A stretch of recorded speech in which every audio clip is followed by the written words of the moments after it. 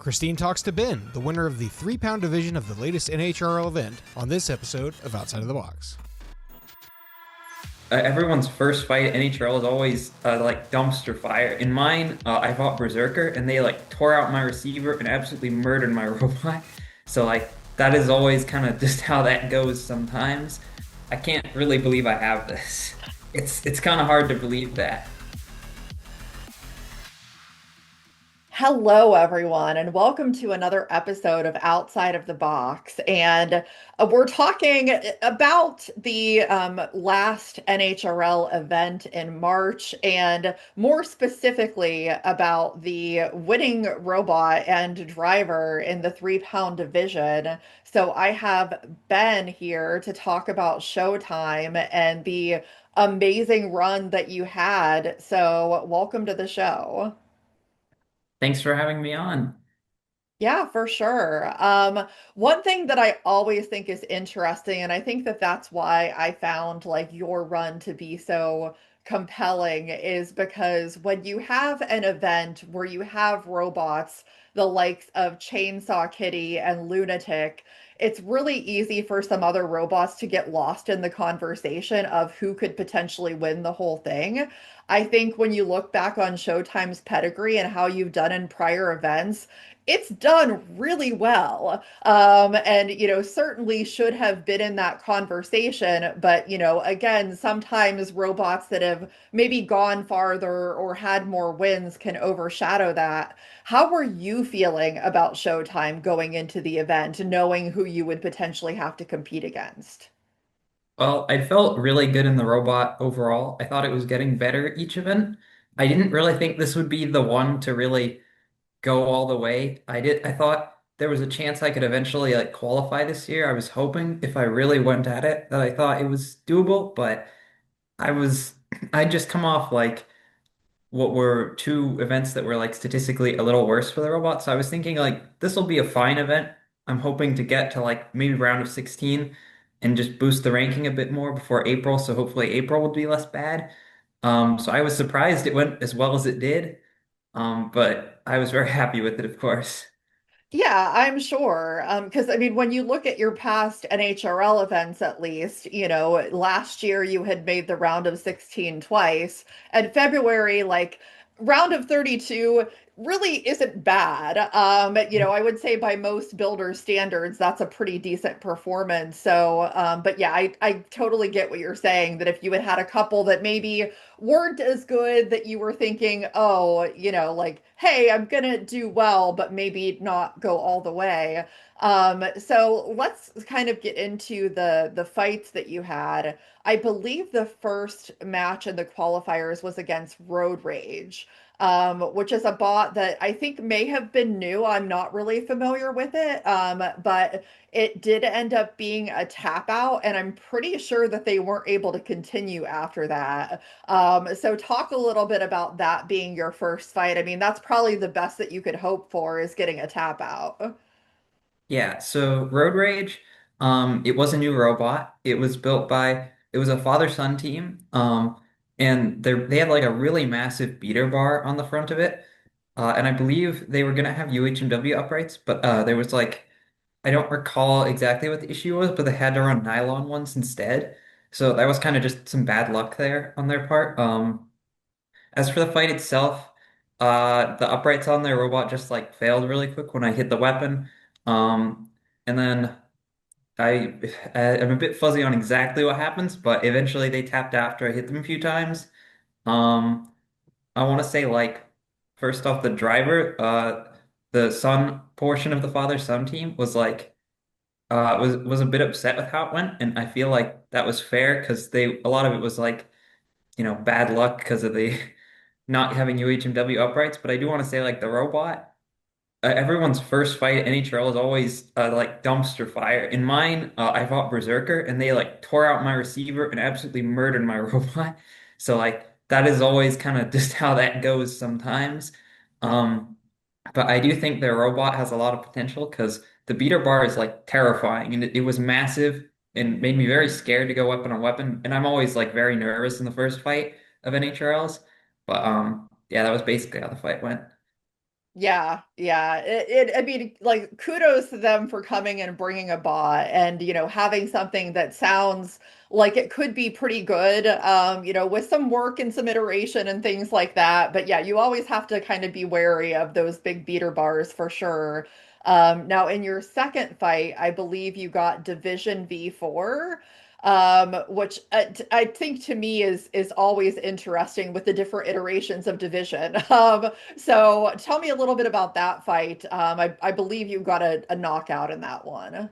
Yeah, so at the last NHRL, I'd fought Reach Vert, but also was a hub motor in Prince, and it was a really fun fight, but they ripped out my weapon by knocking the nut off the robot, so I was very scared of Division doing that exact same thing. Um, so the plan was basically target the forks and shots on the wheels if I could take them would be good, but immediately Division box rushed me, and I did not expect this, so they got some really good shots on the robot in I believe the second deepest cut into my armor that I've ever had. They cut like along. I have the robot here with me, so I'll just kind of they cut like right here, and they cut almost entirely through it, and barely didn't hit the wheel. So then I decided I'm just gonna go weapon on weapon and win with lower axis theorem and spinning fast, and that worked out. I hit them pretty high. My forks I found were a bit sharp that match, and were getting stuck in some more things than I wanted, so I ground them down after that. But I hit the hub motor. I forget exactly what I broke on it, but I broke something on the hub motor, and then I just slowed down the pace, hit them around a bit until eventually the robot died, and I took the knockout. Um, so it was scary, but just well-placed shots seemed to work out. Yeah, yeah. Sometimes the fight goes that way. You'd love to see it. Now, I'm curious to get your take on this because once you get the two wins, obviously you move on to the bracket, and it wasn't always set up to have a play-in round. At one point in time, you just went into like the actual rounds, and there wasn't a play-in for you because you did so well in the qualifiers. You didn't have to compete in the play-in round. You were just automatically in the round of 32. For you, do you feel that that is a benefit that like maybe you do have to sit around and wait a little bit longer, but that's one less fight that you have to go through? Or would you rather just keep fighting and kind of keep fresh with like, what you're doing with the robot? I actually prefer it slightly. I've had both experiences. My first NHRL went 2-1 to get to bracket. At the other, what has it been, three now, I guess. I went 2-0. I like the 2-0 better because sometimes the damage you take in the second fight can like be really rough. Like my third NHRL or second NHRL I went to, I fought Sir Slicey, so had a lot of damage. Also, it's like a one part of the day where I know I can watch some fights too, because usually there's enough time for that, and I really like doing that. So it usually just makes the NHRL feel a bit more chill in the middle of the day, which I always like. So yeah, I prefer I would say most people do, but it's a question that I always wonder because, everybody has their preferences. Now, because you got to sit and wait, I don't know if you were able to watch the previous match with your first opponent, RX-7, when they fought Thunderbird. They did get a tap out in that fight. So, I mean, fairly tough opponent for being able to get a tap out. How were you feeling about that? And what did you think about the fight that obviously you were able to get a knockout? So RX-7, I did watch their Thunderbird fight. I watched that one on Brett Zone because I was finishing configs for the config for the robot at the time. But they were concerning, and I had like sort of mixed feelings on the match because I knew I outreached them enough that I thought would matter. But they had a really unique shape for a vert with like really long corralling forks on each side, and I knew I could thread the needle between them, but not by much. So I thought I should try. My goal I thought would be going straight on because they were also another hub motor. I think I could kill the weapon if I got the right shots. I outreached it, but the concern was like if they sweep to left or right they can really get under me and push me around. So I fortunately did thread the needle and also kill this hub motor very quickly, and was able to eventually get them stuck on their head after they'd used their unstick to take the knockout. But it was like a very weird geometry of vert that was sort of uniquely scary because I've not fought one in that shape before. Yeah, yeah. I mean, definitely a good fight. And whenever you get a slightly different version of an archetype, I think you do always have to think about that for a minute. But obviously, that was great that you were able to get the knockout and move on to the round of 16, where you fought Titanium White. And I think anytime that you fight a robot like that, it, oftentimes it does end up going to a judge's decision, which it did. How do you feel like you managed to get the win in that one? Because I think it is kind of a challenging robot to fight. I'd say I just didn't let them pin me with the torch or and get any shots on like belts in particular was what was worried about. And also just I think my ground game was the right choice against them because I was able to get under them pretty much every time. And they were actually upside down a very good portion of the match. So their forks didn't help and I was able to hit the forks directly and tear a bunch off of them. Um, and I was pretty sure I was not going to knock them out because there's so much TPU on that robot, and they have like titanium at the front where the torch is. So I was pretty certain I was not going to knock that robot out. And the builder also did tell me like a minute in, their flame went down as well. I don't remember if the builder said I did that or it just happened.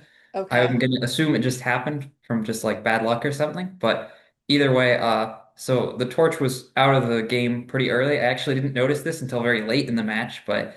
Um, that was also helpful. And I just tried to stay like square, not let them get any shot, any turn on the side or anything. Just make sure I was pointing the weapon at them at all times. Spin slow, don't have the gyro be too much, and it worked out. Yeah, yeah, for sure.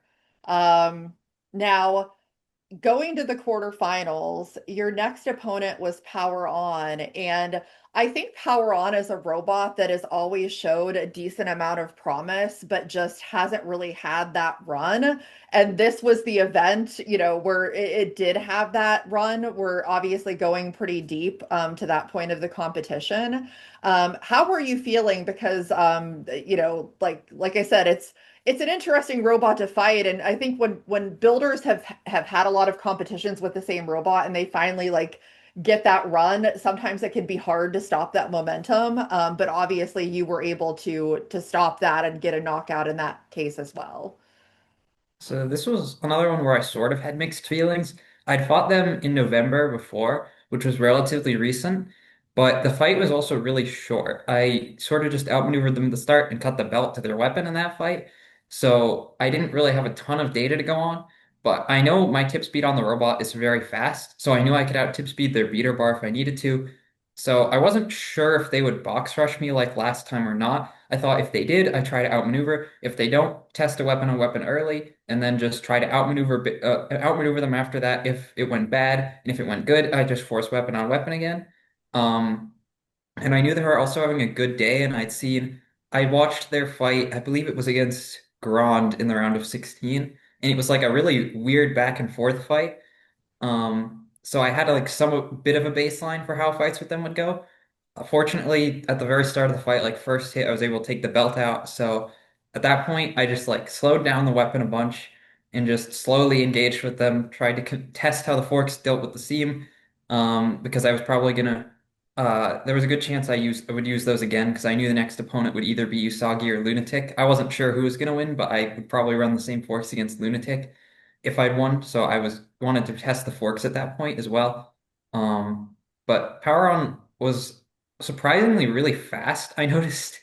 And a lot faster without the weapon, of course, because they didn't have to deal with the gyro. So they were like interesting to sort of catch when they were on their wheels normally. But eventually the damage stacked up and I was able to get them knocked out like very close to the end of the fight. Yeah, yeah. I mean, that had to feel great too, like not just to get the win, but at that point you knew you were moving on to the semis, which is both a good and bad problem to have because good, you're moving on to the semis, but then you're facing some of the scariest robots in the entire tournament, Lunatic being no exception. This is obviously a robot that I've seen fight in person multiple times, and I knew going into it that it was going to be a very difficult robot to beat. Um, How are you feeling about it? Because I know that you've been in at least one competition that Lunatic was in before, which was the Circle City Clash last year. So how are you feeling about it? I was pretty sure this was where my run would end, regardless of who won. Usagi and Lunatic both really scared me. I think both of them, I think actually Usagi in particular would be a really bad match for me, but Lunatic was also a pretty bad match for me. So I was pretty sure it was going to be done here, especially since like I had watched Lunatic's fights at Circle City and they were terrifying.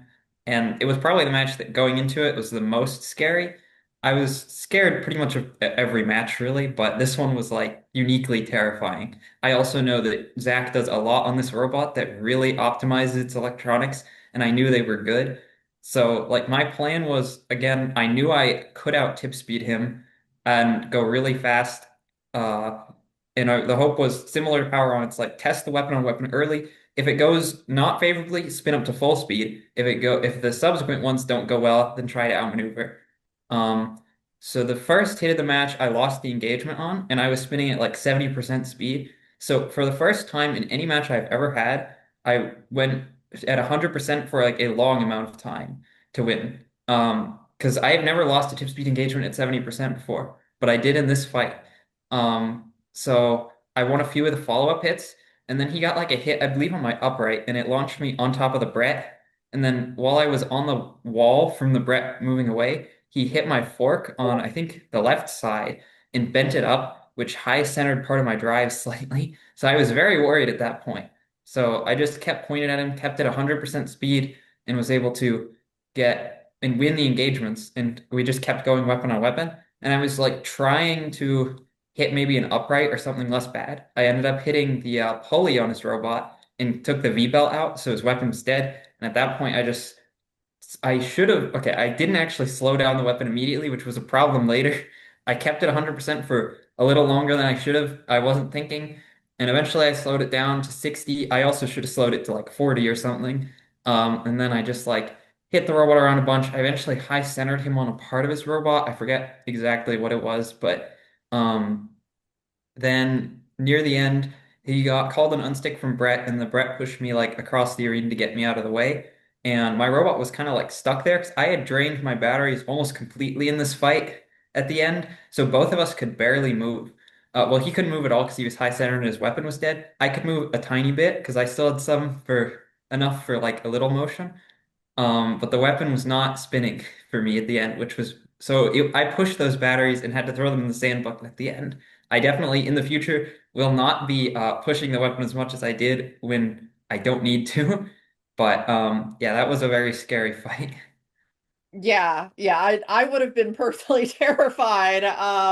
But like you said, both of you were in pretty bad shape by the end. But obviously you did enough to get the judge's decision, which put you in the finals versus Chainsaw Kitty. I mean, again, pretty scary fight to go into because Chainsaw Kitty has been very optimized over the time of that robot's existence. So I want to get your thoughts on the fight overall. To me, like my biggest takeaway from the fight is because I know that there were a lot of people that didn't quite understand the judge's decision. And my biggest takeaway from that is that that was kind of a perfect example of the change in the judging criteria. That if you're pitting somebody and you're not really doing any damage, then you're not intending to cause harm, and therefore you're not scoring points for that. And so maybe in the old judging criteria, that fight goes a different way. But I think based on the new judging criteria, it made sense what the outcome was. And I think just, both of you had an amazing fight and kind of gave it your all, and the decision ended up falling your way. So I'm curious to get your thoughts on the fight as a whole. Yeah, so I mean I wish the entanglement didn't happen, of course, and I also wish Chainsaw could have used a fresh weapon shaft so we could have had like the full fight without any weird stuff going on. But my take on it, I think the entanglement stuff is weird because the fight really comes down to does my weapon count as working or not? Because all the attack scores were in favor of Chainsaw Kitty, which is I agree with that. I think that's correct. Especially since they flipped me over near the end, and that's what particularly I believe turns the attack towards them. Because even under like the new attack rules, like that counts for something. So I would say there is technically a rule that does say under this with what entanglement happened that my weapon would be counted as working. I don't love that that rule is really hard to find, and I think under any circumstance they should have tested my weapon. I'm pretty confident it worked because it was just the belt that was really stuck in there. We were able to pull it out afterwards. But they should have tested the weapon in the cage if they wanted it to count as working. I don't know why that's not in the rules. And personally, I would prefer like if there is an entanglement that they just pause and undo it like a lot of other leagues because it's not really something you can design around. It just happens sometimes.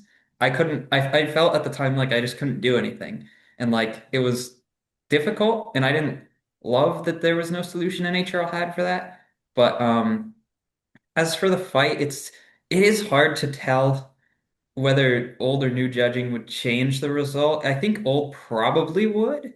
Because I think this entanglement rule is new. Especially if the entanglement rule is new, old would definitely change the result. Um, I forget if it is or not, to be honest. But it was a weird fight. I wish the weird stuff didn't happen, and hopefully I can fight. Well, I say hopefully I can fight Chainsaw Kitty again, but I would be horrified to do that. Um, but as for like, I don't know, any prep for the fight, I went back to like my normal fort config instead of using the anti-beater ones. Plan was spin faster than them, try to get angles on their front. It's really hard to hit like Chainsaw Kitty has really recessed uprights that are it's very hard to hit anything but the weapon. So I wanted to force it to be the weapon, and I wasn't quite sure how our forks would interact. I think based on later interactions that the fork interaction slightly favored Chainsaw Kitty based on like what happened in the pushing portion of the match, but yeah, it was just a really weird final, and it's kind of unfortunate that it turned out that way. But yeah, it's how it goes sometimes. Yeah, yeah, it does. And I mean, either way, like it's one of those fights that honestly, like no matter what the result was at the end, I could have probably been like, I could see that because it was really, really close. But obviously it had to be an amazing thing for you to get that dumpster, especially an event where you weren't necessarily expecting to get that far. Um, how was like the just that overall feeling of that accomplishment with this robot? After having, I know that you've done events outside of NHRL, but I mean, like your like third time taking it out is pretty good, or fourth, third or fourth. Yeah, it was the fourth one. It Okay. was a really amazing feeling. Even though like I knew the final was going to be controversial, I was like I didn't really care at the time, and I still feel like even if it was a finalist finish, I would have been super happy with it. So I was really happy with how it went. And qualifying the world was like my goal this year. I thought it would be hard to do, but was possible and like within reach. And to do it so early in the season is really helpful because I can go to all the other events without like this threat of qualifying or not looming over my shoulder and just like I can't really believe I have this. It's kind of hard to believe that. It's also been like a while since WPI had dumpstered in the 3 pounds, and I believe like we have several robots that can and could have earlier. And I think like obviously dumpstering, there's a lot of luck. You just need the right matches, the right times, and for the right things to happen in those matches. That always happens in like every run. I think hopefully WPI, one of our other 3 pounds, can do it this year. I think there are several that have really good chances, but really good chances as dumpsters go, of course. They're hard to get for everyone. But yeah, it was really motivational to see like that the team can still dumpster in 3 pounds and that the robot is actually working like I wanted it to. Yeah, yeah, absolutely. Then I guess because I know you were talking about April earlier, so you're planning on bringing it back for April? Yep, it's in both April and May, which will be interesting. The hope was I was really hoping I could get the rank like high enough for April between February and March that it would be less scary and that the seeding would work out better. But it's always scary to some extent, so I think my rank is definitely going to go up a good bit for April now. So I will be in a nicer spot that will give me hopefully less terrifying opponents, but eventually they always get terrifying, and every fight in itself is terrifying because anything can happen in any fight as long as an opponent is there. You can break yourself in a million ways. So I think it was just hopefully it would be less scary, but it's still going to be scary. Yeah, it always is because you just really never know. And like you said, the further that you get into the bracket, you're going to be fighting scary robots. It's a fact. But I mean, maybe now with the dumpster, then you'll have people scared to fight you, which is a whole different problem to have. So, um, yeah, it's exciting. Obviously, we'll be excited to see Showtime back at NHRL and seeing if you can duplicate or come close to duplicating the same success from the March event. But yeah, either way, I think it's going to be a great run, and wishing you the best of luck with that. Thank you. I'll definitely try to recreate the run. I doubt it will happen, but I'll give it my best shot. Yeah, that's all you can do. Well, for folks that are watching, obviously tune in to April NHRL and see if Showtime can, two-time repeat as a dumpster winner. We shall see. And also, of course, like, subscribe, share, follow, engage with this channel here, and keep sharing and spreading the love of combat robotics. And we will see everybody next time on the show.